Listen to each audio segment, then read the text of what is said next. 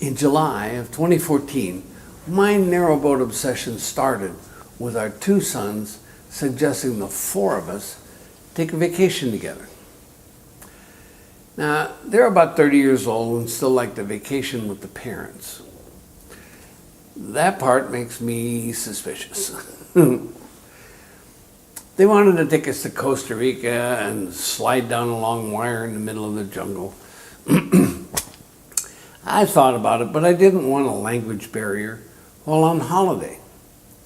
Now, I used to live in Central America and my Spanish was weak at best, so I said I'd rather do something else.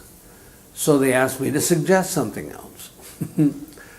Somewhere in the back of my mind, there was a faint echo of skinny canal boats in England. I went home and started an internet search and found Dan Brown and his narrowboat Tilly on YouTube. Helen and I watched every video Dan Brown put out about his life aboard Tilly. We even bought all of his books. It was kind of like watching him grow up on the internet. It was fun. Now, my family agreed on England, and we rented a narrowboat and did the London Ring for a week. Wow, it was so very different and interesting. We easily found moorings and pubs and easy access to transportation that would go faster than the canal speed limit of 4 miles an hour. Actually, to tell you the truth, I think they should go metric on the canals and say the speed limit is nearly 6.5 kilometers an hour. I don't know about you, but I think it sounds better. Now, it was the narrowboat people we met that sold me.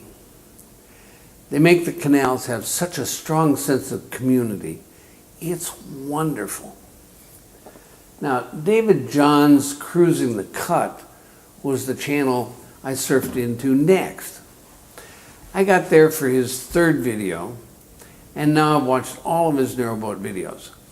Helen and I have watched well over 130 of his videos, and still counting. David so helped us decide what we wanted in a narrowboat.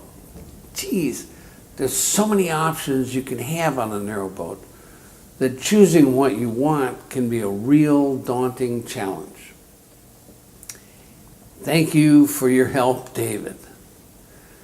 Now we get to the interesting part, buying a narrowboat. Dear me, where to start? After 3 years of searching and learning, I finally decided on what were going to be the best things to make an excellent live-aboard narrowboat that would make the best things to have on board for the resale of our boat in September of 2018. Now, I must apologize for all the following jargon.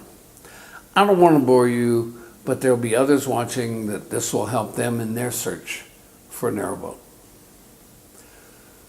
We wanted a pump-out toilet system, new large solar panels and controller, all new domestic and starter batteries, a shore power line, a galvanic isolator, new sacrificial zincs, new hull blacking, a Victron 1600 sine wave inverter with a charger, extra wiring for mains outlets inside the boat, and for phones, tablets, and laptops, a couple of 12-volt charging systems.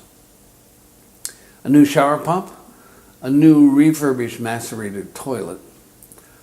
All the hoses and belts in the engine room new, and new rewiring in the engine room, along with complete service for the Isuzu 42, including injectors. And the Eberspacher heater refurbished. We wanted it all to purr. We wanted to come to the boat, do a shakedown cruise, and then have 6 trouble-free months to live the dream.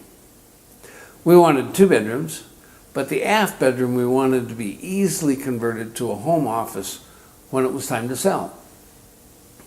Now, our first experience was on a hire boat.